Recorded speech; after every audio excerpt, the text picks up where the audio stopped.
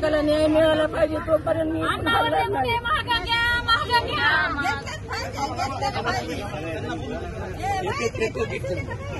माझ्या लेकावर लाणी झालेलं थांबवा, माझ्या लेकाला सुटका करा. हे सगळे गुन्हे खोटे येत जाणून बुजून राजकारण करायला लागले तर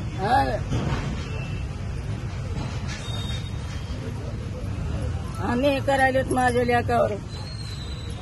सगळे खोटे नाटे गुन्हे रचायले. संदीप क्षीरसागर हे जाणून बुजून एवढे राजकारण करायला माझ्या लेकाचं करा, मग ते चौकशी करा. हे का चौकशी करा.